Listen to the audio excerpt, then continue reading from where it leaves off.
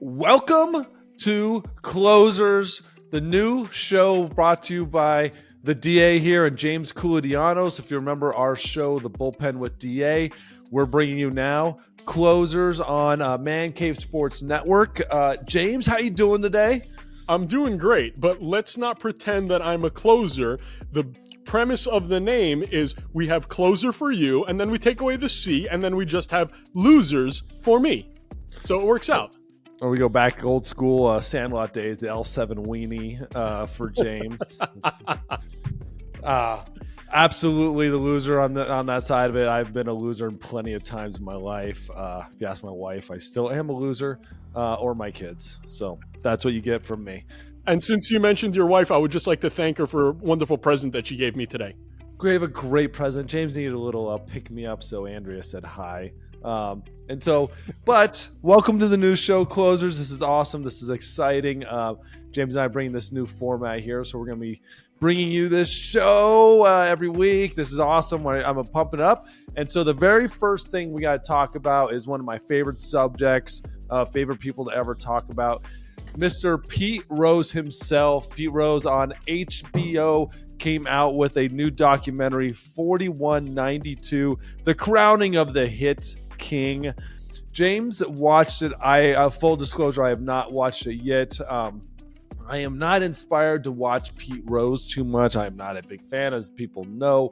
I do not think highly of the man, but I'll be honest, I need to watch this. I want to watch it because I want to learn more. If I'm going to talk bad about somebody, I'm going to talk bad about them while knowing what I'm talking about. But James has seen it. So James, let me know your first idea of it, what your first thoughts were. It's a 4-part documentary. What do you think? So Charlie Hustle and the Matter of Pete Rose. It's a 4-part documentary, like you mentioned, on HBO Max. Very cool. Very well done, by the way. Those production guys, since we're in the video realm now, I just want to talk about how great of a job those guys did on the video part of it. But I watched Pete Rose, and this guy just looks like the most arrogant piece of garbage I have ever seen. And I've been around a lot of ball players, some arrogant like yourself, and some of them who were just down-to-earth, sweet people like Griffey. And when I see a guy like Pete Rose and how arrogant he is and how much me he wants it to be, it drives me crazy. Do you know that the guy has on his lapel, it says Hit King on his shirt? So why is it always going to have to be about me with Pete Rose?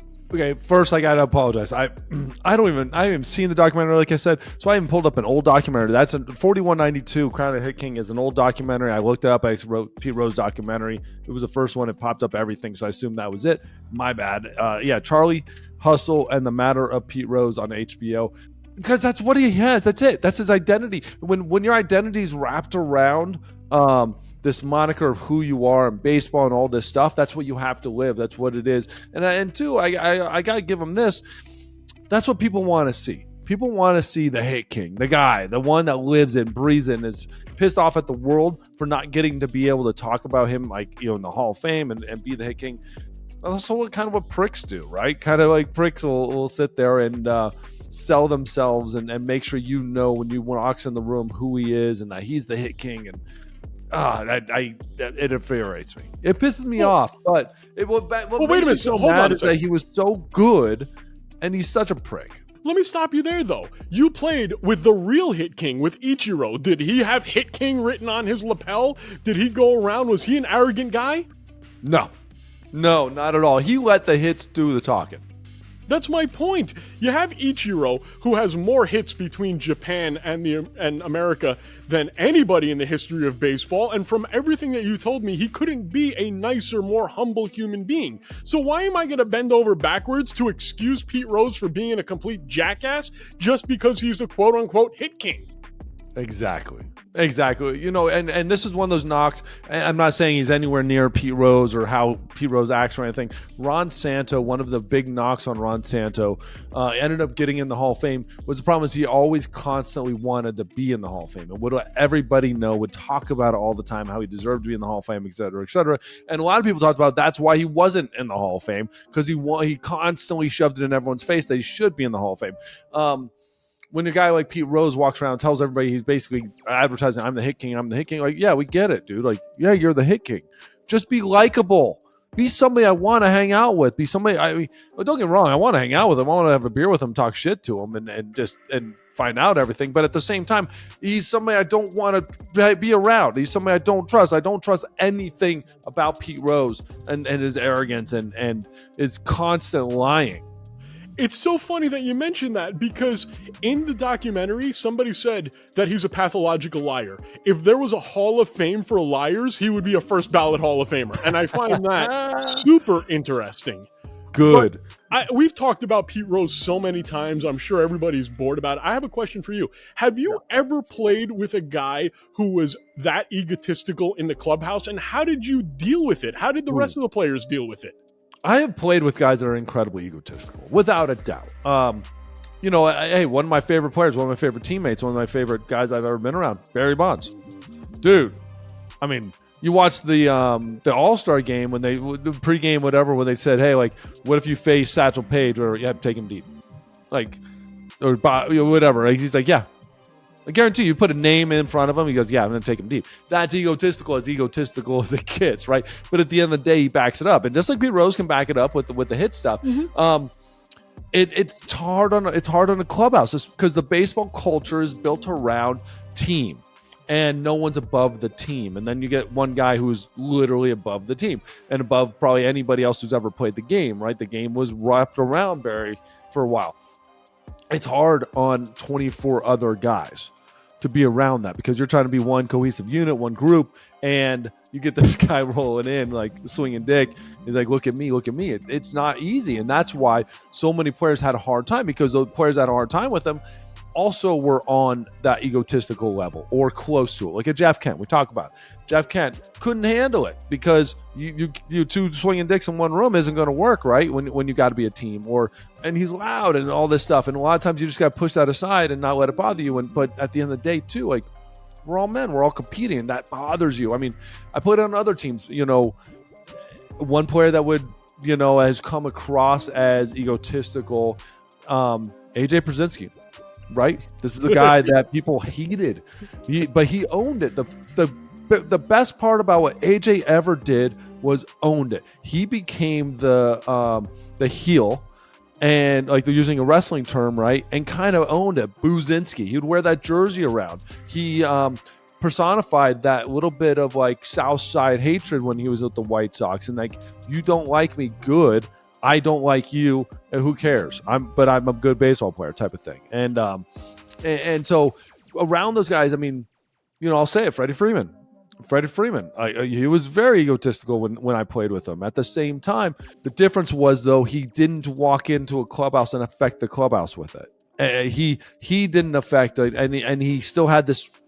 He was still friendly with everybody and had a great time, and you wanted to be teammates with him. You want to hang out with him. But guys on this certain level, they got to love themselves, because loving themselves is what gets them to that level, because they get so angry if they're not good, if they're not perfect, if they're not working hard, if they're not doing XYZ, they hate themselves so much that they push harder. Watch Michael Jordan, dude. That's as egotistical as it gets. He loves himself some Michael Jordan. But then that's what drives him to be the greatest. And then the difference with all those superstars, they want everybody to be on their level too. They want those guys to be on the level. He knows they'll never be on his level, but he wants them to at least work hard as they can, so whatever level they're on is the highest level they could possibly be. You mentioned Bonds, you mentioned Freeman. You said it. Those guys are on that top tier. They're MVPs. They're superstars. Yes. Have there been guys in the clubhouse who weren't superstars who had that kind of egotism? And how is it dealing with those kind of guys that are like, dude, you're not that great. Just shut up. You generally don't have to deal with them long. Let's put it that way. And you watch those guys in college, high school, college, minor leagues. You cross those guys all the time. You cross their paths. Just right. It's fine. They're a flash in the pan. They might make it for a little bit. They're not going to stay because they don't have the pedigree. And at the end of the day, like, they don't get it done enough to be able to walk around like that. I remember this, and I'll be honest. I'm going to own this. Jose Ramirez. When I was in the locker room with the Indians, and I'm in there, and I'm a signing. I'm trying to fucking make the team, and Jose Ramirez is walking around rookie year. He's not even a rookie yet. He hasn't even played a day in the big leagues yet. Chest out, arms wide, like he's got 2 suitcases, and he's like his head up in the air. And I'm like, and honestly, I'm like, who the hell is this guy? This little young prick. Who is this? He better be goddamn the best ball player in this entire clubhouse. He better be if he's gonna walk around like that. No one knew him. I'm sure within the club they knew him. I'm sure he was a prospect. Who knows? And then I watched that dude play baseball, and I'm like, yeah, you're gonna be a superstar. So I'll never forget. I walked him on like an 8-pitch at bat, something ridiculous in an inter squad, and he goes on first base, and dude, he stole second like it was like nothing. And I'm like, whoa, I haven't seen that in a long time. People usually don't do that to me. And I watch them play, watch them work, and I'm like, you can be as egotistical as you want, brother, because you look like a good teammate, and you're going to be a superstar one day.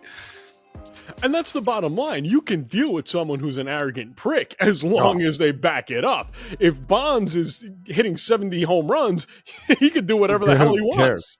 Yes. And bring me the promised land, brother. And you can do it. They talk about football all the time. I love the old story of Troy Aikman falling asleep in the movie room watching game film. And some rookie fell asleep, and they released his ass. And he said, "What the hell?" Troy Aikman fell asleep. He goes, "Yeah, win a couple Super Bowls. Let me know when, you know." And so there's a big difference there. Well, I'll just say this, going full circle on the Pete Rose documentary. If you haven't seen it, take the time to watch it. It's very interesting. It's a great video. And then you make your own judgment if you like Pete or you hate Pete. Personally, I'm not the biggest fan of Pete. I've spoken to him on a few occasions. He's never been nothing but nice to me. But I just don't need someone that egotistical. That's just me.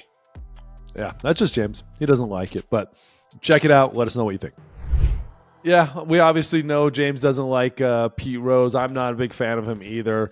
But there was another player in Major League Baseball that's had a little bit of controversy in the clubhouse. Not sure if he was the right fit. Not sure how he's going to be fitting in New York. The New York Yankees have traded for Jazz Chisholm of the Miami Marlins. This is the first kind of big splash in the trade season. You know, trade deadline obviously ended on Tuesday, so this is the very first big splash was Jazz Chisholm, kind of one of the guys Major League Baseball had touted to be the next face of baseball. They put him on the cover of baseball games. He was everywhere a couple years ago. Kind of struggled since, hasn't really been that superstar yet, but the Yankees are banking on him to save their season. James, what are your thoughts on the trade, and is Jazz Chisholm going to save the Yankee season? I don't think anything can save the Yankees season, but picking up Jazz was a very interesting move. You get him out of Miami, maybe a whole new clubhouse, maybe that changes, the way he is, but they put a lot on this kid's shoulders very early. He's only 26 right now, and they made him one of the faces of baseball. You mentioned it. They put him on MLB The Show on the cover, and when you look at his numbers, they haven't been particularly bad, but they haven't been good either. He hasn't hit 20 home runs in the season. He hasn't stole 30 bases yet. He averages about 250. To me, he's a middle-of-the-road guy. And I did a little bit of research, and I spoke to someone who's in the know down in South Florida. In the know. Is that an official term? Is that official media term now? In the know. In the know. The guy knows his stuff when it comes to Miami. So I asked him, what he thought about, Jazz and what was he like in the clubhouse. And he said, he's just a guy who beats to his own drum. He's not going to change the way he does things, and people aren't going to change him. When I heard that, I was a little bit afraid because that's not going to really work with the Yankees. Doesn't work in Major League Baseball, man. And what really bothered the other guys in that clubhouse in Miami is that he wouldn't conform to the rules of the clubhouse. He would do his own thing. So the guys who did conform to the rules, they're sitting there looking like, wait, hold on a second. Jazz ain't doing it. Why am I doing it? And like we talked about with Pete Rose was a superstar. He could back it up. He could do whatever the hell he wants. Jazz isn't a superstar. So why are you going to be nice to Jazz if he's doing his own thing when he's not even a 2020 guy? Dude, that is not good. It's not a good place to be. I don't even care what you are, what your numbers are. And New York is different. That locker room is different. It's a hollow ground. That's different.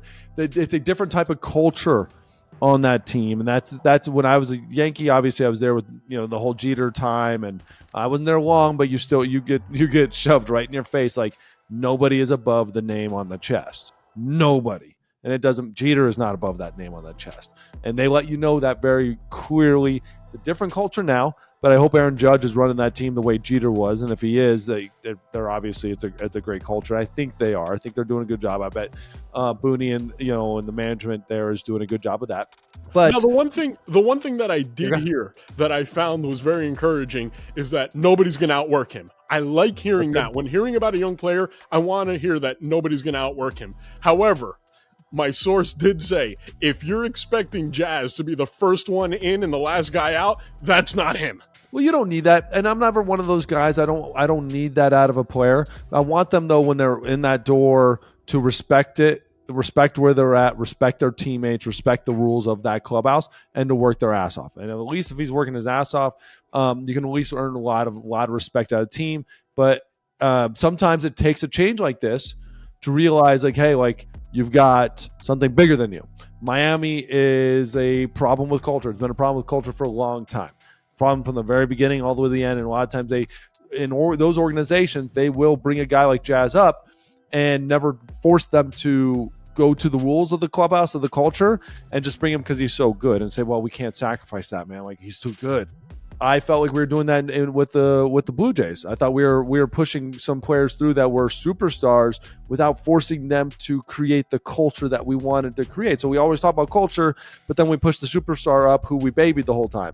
It's like, this isn't matching. Like, push the guys who are the culture kings, the guys who push the culture are the ones who we should be pushing as the superstar, at least to the fans. Like, Jason Varitek was not a superstar with the Red Sox, but he was the captain for a reason. Like, that's the thing. It was like, Jeter could have very easily never been a superstar. Like, there's nothing that crazy jumps off the page besides leadership. And he was so good at everything that then the numbers ended up being what they were. But the leadership is so much higher than anything else. You were talking about Jazz Chisholm as, like, numbers wise being just kind of like there. That's exactly what he is. OPS plus, which is a number we're looking at on base percentage plus slugging. But the plus side of it is where you're comparing it across the league. He's at 100. 100 is exactly average. 100% average. It is, you are even. Above 100 means you're a percentile above everybody else. Below is your percentile below. When you compare him to Gleyber Torres, who's the second baseman currently of the New York Yankees, and Trent Grisham, who is the on again, off again, hurt center fielder, should be pretty much every day starting center fielder of the Yankees if he was healthy. You got to compare those two guys, right? Jazz beats him in every stat. And I'm really, when I'm looking at this, especially against Trent, who's been hurt, you're looking at averages, right? You can't look at the numbers. But at the end of the day, like, Trent would have more home runs if you more than doubled his numbers, so they were even with Jazz as far as at bats. You'd have more home runs, less hits, but way more RBI, or about even RBIs. But his average is 50 points lower, but his OPS is also about 50 points lower. Torres lines up a little bit closer, but Jazz has better numbers than all those numbers. And all those stats, batting average is above everything, OPP is above everybody. But none of them jump off the page. And what bothers me, we got a guy out there that Oakland had, Brent Rooker. This is a guy that was available at the same time as Jazz Chisholm. And he has better numbers in almost every single category. But they go out there and make a splash in a guy with a bigger name than Jazz Chisholm, who was going to be the face. Instead of going for a player that actually changes the organization, going for a player that actually moves the needle. That's my problem with the Yankees. They went for a name and not somebody who's actually going to move the needle. Like, Jazz's first game was batting 5th. Are you kidding me? A 240 hitter with 13 home runs, no power, 50 RBIs, like, nothing jumps off the page. And he's 5th in that lineup? That's the move you made? You're getting an average player? You got an average player. Who are you? Like, Steinbrenner would be turning in his grave because you made a trade. The big move you made, oh yeah, you got this, guys, is for the most average of average of average. Like, and for a guy who already has some clubhouse things that we got to talk about. What are we doing here? Like, let's think back in the day of Steinbrenner, like who those trades are for, man. You're bringing in superstars. You're bringing in home run derby champions. You're bringing in batting title leaders. Not anymore. Now this is the Yankees we got to get used to, is bringing in the average. Mm-hmm. Well, you mentioned that they batted him fifth. I don't think it's because Jazz is all that good. I just think that everybody on that team that's not named Soto or Judge absolutely sucks right now. So where are you going to put him? You're going to try to catch lightning in a bottle. Maybe because it's a change in environment, he's going to have some extra adrenaline. You see a lot of times the first game for a player, first few games, they really go off. They're trying to prove to the fans that they're the guy. I don't know if it's going to work like that for Jazz in New York, but you're hoping. I just want to mention something real quick, and I don't want to go too deep into this, and we haven't discussed this at all. It's funny to me that Kim Ng and everything that she did in Miami has basically been wiped off the page. They basically got rid of that entire team, and now we were wondering why she didn't re-sign, why she declined her option, why they were looking for someone to hire as a president to be above Kim Ng while she was there in Miami. Well, obviously the ownership didn't like anything that she did, and it proved to be an absolute disaster because all those guys are gone right now. This isn't bad-mouthing Kim. This is just, you can see why it didn't work out, because the ownership did not like what she was doing. Bottom line. But the real bottom line of that is screw the ownership. The ownership has screwed this entire organization up ever since they've had it. Everybody's when they've touched it, besides Kim Ng, have screwed it. Screwed it completely. Skip Schumacher is an awesome manager. I'm 100% behind Skip. But Kim Ng got them to the playoffs, brother. Like, did everything, got them good, and had real good players behind them.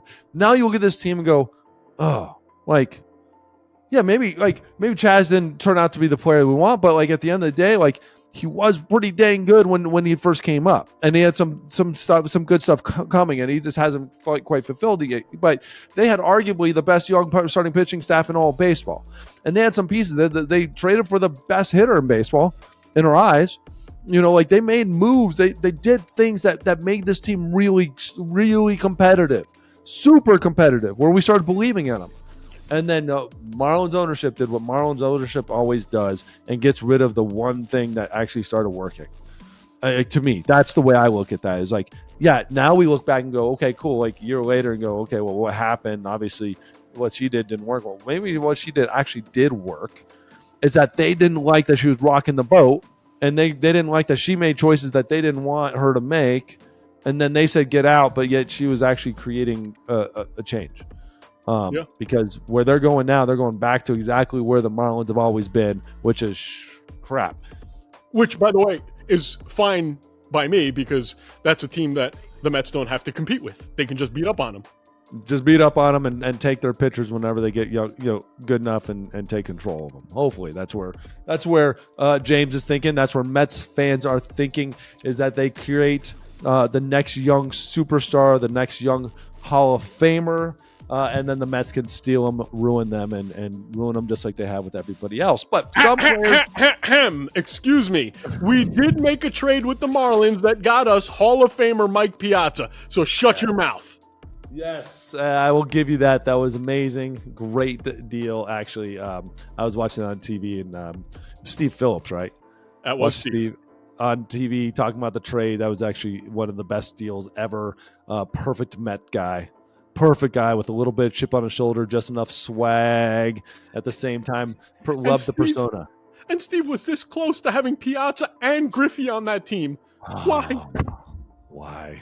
That would have been wonderful. But speaking of Hall of Famers, speaking of a couple Hall of Famers there, James and I want to introduce the new segment on our show. We have talked about it on our channel, but now James is going to bring it to you right now, and we're calling it the Cooperstown Collection.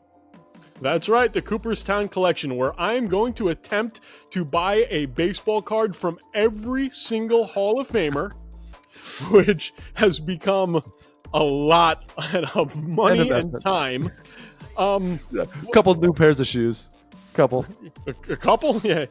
Trust me, I looked at my credit card statement the other day. But I find it interesting that they've been so inexpensive. The rule is, with the exception of 10 players who I have a personal attachment to, a la Mike Piazza, a la Ken Griffey Jr. Can you go over that list? Can you hit us with the 10-person list? No, not yet. I'm Okay. going to do it as we announce it, because honestly, I don't know which 10 guys they are yet. I've only gone through 3 of them so far. Okay. It was Griffey, Piazza, and Gary Carter. That's your 3 so far. That's my 3 so far. So today we're going to introduce the first 3. And what I like about this is this introduces a lot of Hall of Famers that I have never heard about to our audience. And I'm sure you haven't heard of all these Hall of Famers. One of them, I'm pretty sure, will be on the list today. And we can see how much it costs to buy some of these cards. And you tell me if you think they're cool or not. All right. So let's go to our first player. Yes. Our first player is really interesting player. Somebody I met, somebody I got to train with. I guess train with is a word. Coached me a little bit. He had some attitude, man. This is the dude. You're talking about a dude who had some attitude, wanted to punch somebody in the face and would have smiled and doing it, and probably got punched back, would have been smiling when he gets punched. It's funny because he goes by Goose, but Rich Goose Gossage, the man, the myth, the reliever legend. In the heart of Cooperstown, New York, where legends live on, stands the Baseball Hall of Fame. Among its hallowed inductees is the formidable Goose Gossage, a man whose legacy echoes through the annals of America's favorite pastime. Rich Goose Gossage, inducted into the Hall of Fame in 2008, carved his name into baseball history with a blazing fastball and a fierce competitive spirit.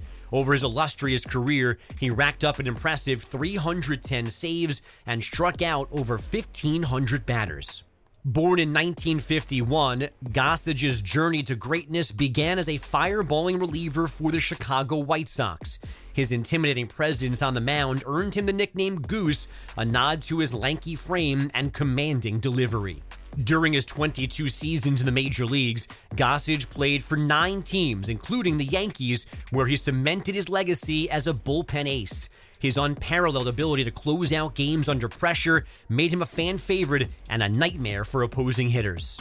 In 2008, Goose Gossage took his rightful place among the baseball immortals in Cooperstown, forever etched in the Hall of Fame.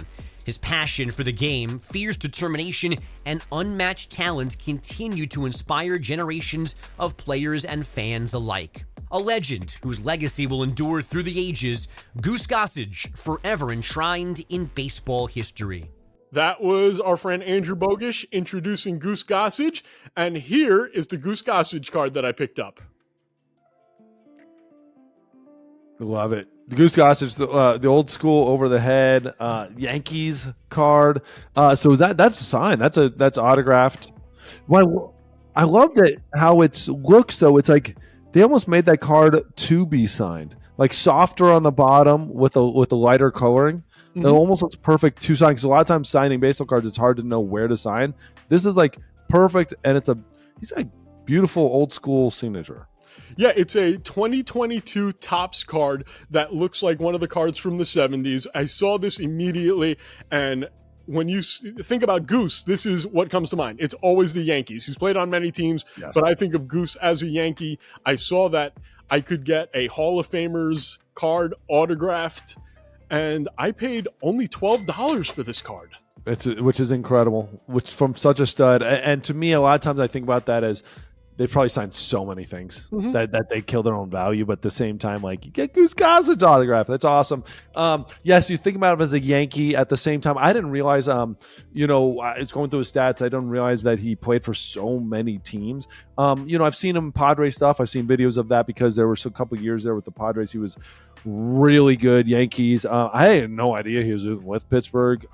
White Sox, I think I remembered he was with the White Sox. That was his first 2 All-Star seasons, led the league in saves one of those years. The White Sox, God, he was the thing is, he's actually become a kind of living legend amongst relievers, kind of the gold standard of relieverdom. Him and Mariano, but Mariano's on such like a special save list.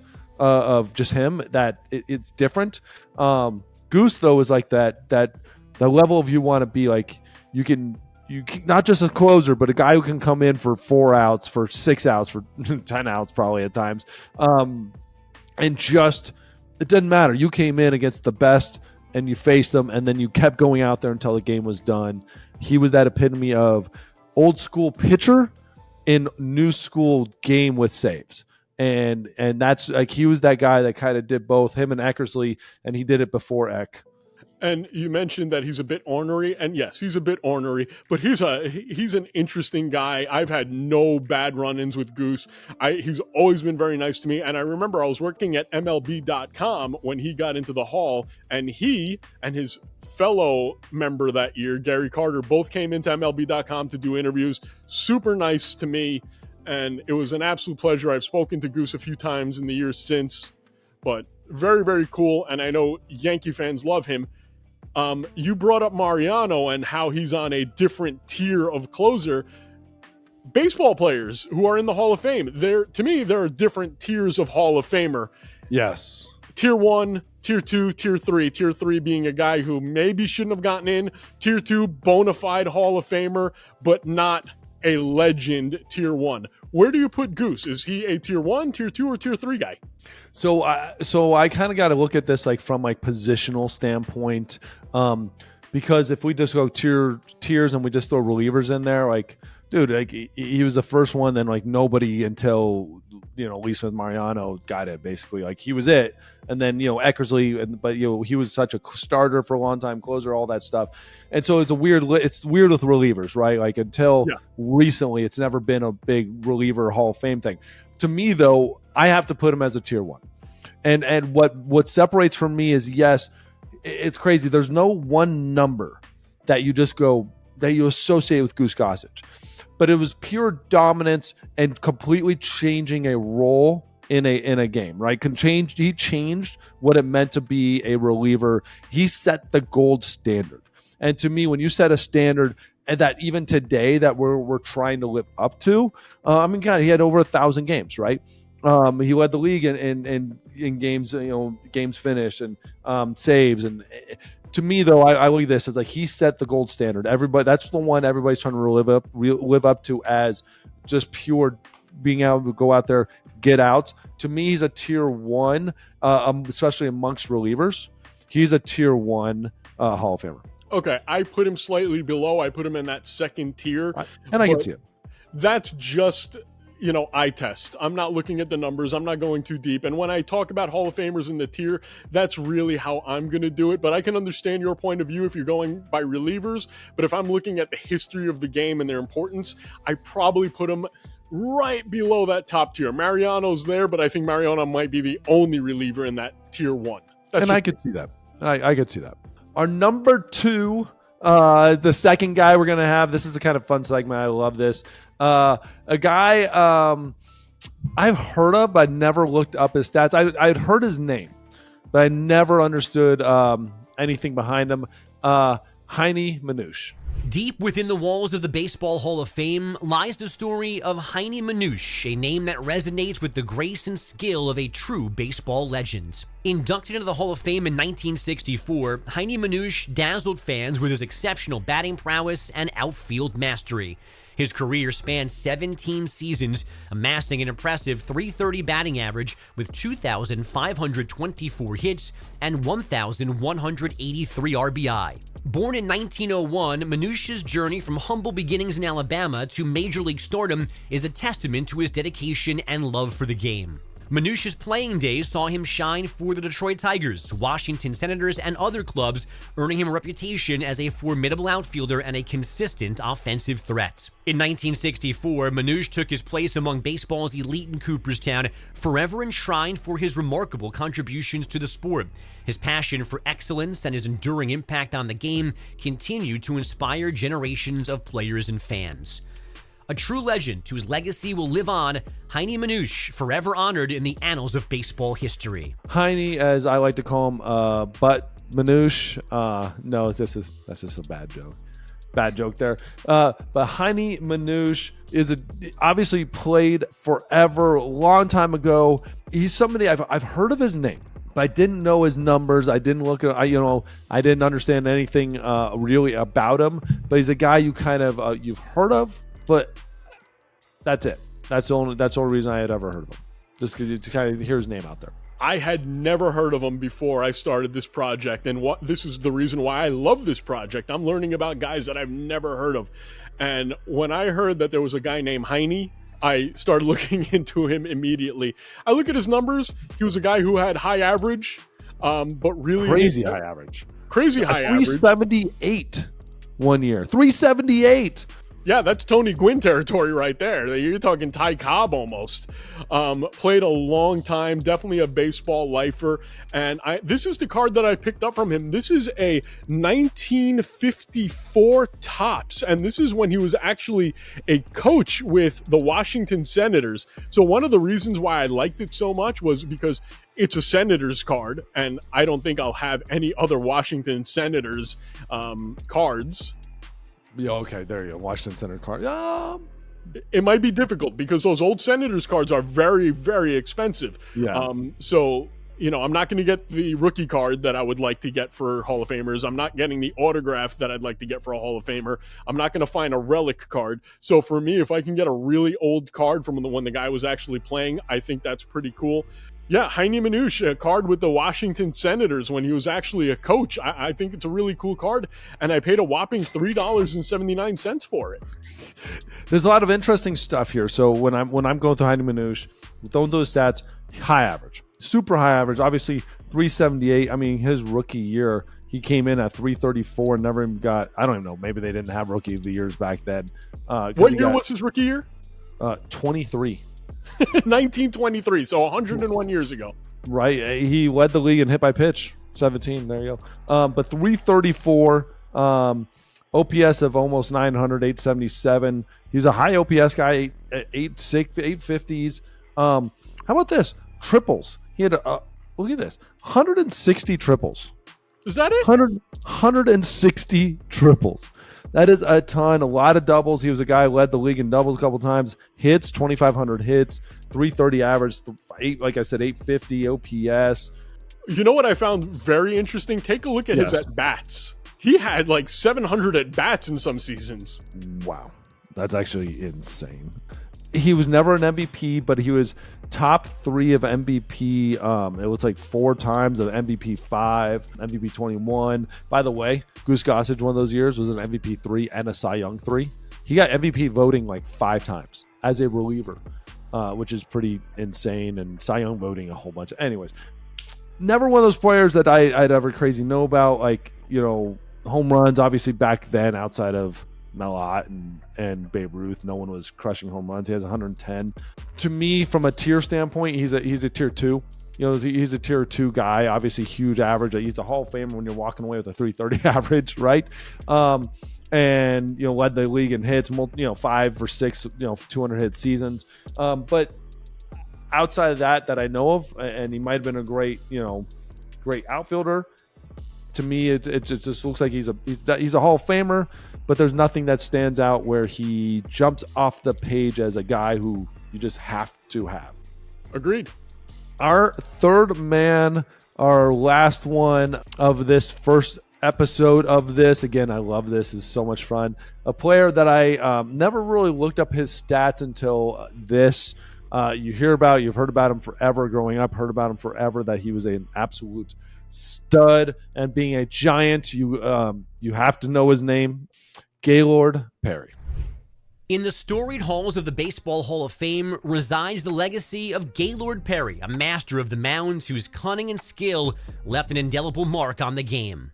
Inducted into the Hall of Fame in 1991, Gaylord Perry's career spanned an impressive 22 seasons, during which he amassed 314 wins, over 3,500 strikeouts, and a career ERA of 3.11. Born in 1938, Perry's journey from rural North Carolina to Major League dominance epitomized perseverance and dedication to his craft. Known for his mastery of the spitball and his ability to outwit batters with an array of pitches, Perry earned the reputation as one of the most formidable pitchers of his era. In 1991, Perry was enshrined in Cooperstown, forever immortalized for his contributions to the sport. His competitive spirit and relentless pursuit of excellence continued to inspire players and fans alike. A true legend whose legacy will endure through the ages, Gaylord Perry, forever honored in the pantheon of baseball greats. Gaylord Perry, the man, the myth, the legend, the lion, the giant legend, pitched around with everybody. I mean, guy, he played for a lot of different teams, which is what happens when you have a 22-year career. Ask our boy, the Hawk, LaTroy Hawkins. The dude led the league in wins 3 times, 24 wins 1 year. Innings pitched is just ridiculous because that's what you used to do in the 60s and 70s, 325 innings pitched. Games started, led the 41 games started, dude. If you make 30, that's insane now. 41 games started, 29 complete games 2 years back to back. What? 29 complete games in a season? Guys don't go their whole career with 29 complete games now. Hell, you'd be lucky if you find a guy with 10 complete games in a career. 303. 303, and only reason like it's not that high, like could have been a lot higher, is like his last like 4 years he just didn't rack them up the way he had before. But dude, he 29, 26, 23, 28, 25, 21. He also led the league in hits 1 year, so that's awesome. Gave up a bunch of hits, almost 300 hits. Led it twice. Led the league twice in hits. How about that? You led the league once in hits at 292, and then the next time at 182. That's how baseball changed, like within 10 years. You know, that's 100 less hits. And he still led the league, right? He led ERA plus. I mean, don't know if that's a good thing. But, oh, no, that's actually a really good thing. Sorry. ERA plus, he absolutely dominated 1 year. But he's a Cy Young winner twice, almost won it 3 times, and 4 times. Guy almost won it 4 times. So, absolute stud. For me, I'm winning this 300-game winner. He is a tier 1. I don't know. It's hard for me. It's hard. I look at this. If he's a tier 2, he's a 300-game winner. Again, almost all Hall of Famers are 300-game winners until you get into nowadays. 22 years. Again, 3 ERA. I think when you look at probably that upper echelon, he probably falls just a little short of that, because we're looking at this. I'm going 29 CGs like back to back. I'm like, oh my God, that's blowing my mind. But when you start getting into this and you start getting into some of these guys back then, that's just what you did. Yeah. And while it's a ton, while it's an absolute crap ton, this is going to become like a numbers wise. You're going to be like, okay, like that's a lot, but that's not insane a lot, you know, like, so I got to look at this, and I got to say he's a tier 2, but he's got to be, you know, upper tier 2 to me. It's crazy because you just see these numbers. You're like, dude, if this was a guy today, we'd talk about him as the greatest of all time. Yeah. But this is like just back then, it probably was really good. So here's the card I ended up getting for Gaylord Perry. It is an autographed Cooperstown from the 2015 Panini collection. And I really like these because, you know, I'm calling this the Cooperstown collection. Anything that Panini did that is involved in Cooperstown, and the autograph right there, I think it's a very cool card. And I got it for $15.99. So if you ask me, what would I rather have? Would I rather have a Gaylord Perry autographed ball or an autographed card? I get to see Gaylord Perry's picture over here. I get to present it in a nice way. And you know exactly who it is, even if you don't recognize the autograph. So for me, $16 and I get a Hall of Famer's autograph, I'm cool. So the grand total of all 3 of these cards that I bought today, that does not include shipping or tax, because it'll get completely out of hand and, you know, you don't know where these people are buying it and the taxes, etc. 3 cards, all Hall of Famers, $31.78. That's awesome. 3 Hall of Famers. I love it. How do you tell me this? So his last season was 83, and he didn't get in until 91. Isn't it 5 years you got to wait? So how many ballots did he wait? It's a good question. I don't know exactly. He might have been one of those guys with 3rd ballot. You know, you don't know. There could have been like, oh man, there are too many guys for me to vote for this year, and he didn't make the cut that year. It's kind of a difficult thing to figure out. But yeah, when you have those numbers, how he didn't go 1st ballot, I have no idea. Yeah, not to, it's interesting in the Hall of Fame voting. Okay, so I'm looking at it. That year, 3 pretty good players got in the Hall of Fame. Rod Carew, Gaylord Perry, and Fergie Jenkins. Rod Carew had 90%, Gaylord Perry 77, Fergie 75. Raleigh Fingers didn't get in. Jim Bunning, Orlando Cepeda did not get in that. Orlando Cepeda didn't get in that year. Interesting. Okay, so let's look at this. 1990, it was Jim Palmer and Joe Morgan. Gaylord Perry was just out with 72%. Gaylord Perry the year before, Carly Skrimsky, Johnny Bench. I mean, he's right. On this, there's 1, 2, 3, 4, 5, 6, 7, 8, 9, 10. There's 12 Hall of Famers on this ballot, and only 2 got in, including Jim Catt, Tony Oliva, Bill Mazeroski, Orlando Cepeda. I mean, I'm looking at this like he waited, three ballots and didn't get in. God, Jim Bunning was like right there, just short of getting in almost for 4 or 5 years. We call him the Billy Wagner. Right? Like Willie Stargell got in 88 and Jim Bunning did not get in.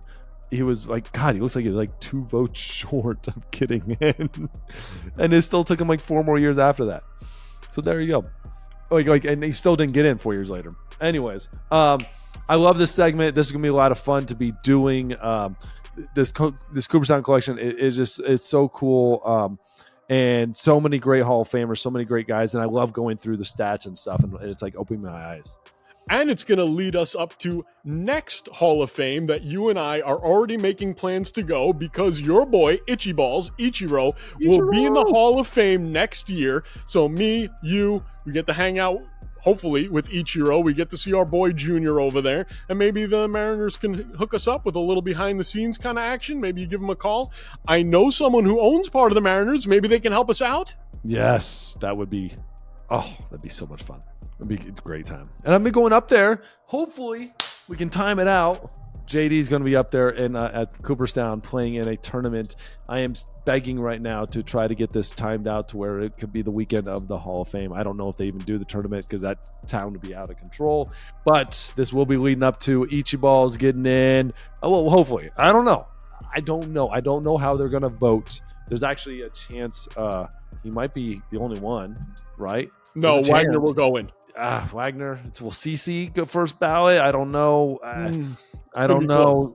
It'll be close. I don't think he'll have the first ballot stuff. I don't know. It'll take a little time. Anyways, Ichiro should be getting in. There shouldn't be a problem. Billy should be getting in. But it's going to be leading up to that. It's going to be awesome. But great first show here of closers. James, thank you. Had a lot of fun seeing your baseball cards. Let us know what you guys think in the comments. Let us know what you think of the show. What cards you want James to get. If there's any cool cards out there, please show us.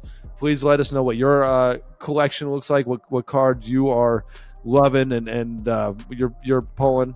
And if you want to donate any cards to the Cooperstown collection and save me a couple of bucks, please message us because I'm going broke. Yes, he is going broke with this. And we need your likes. We need your follows so James doesn't go completely broke. But yeah, so let your friends know what you think of the show. Send us comments and see you later.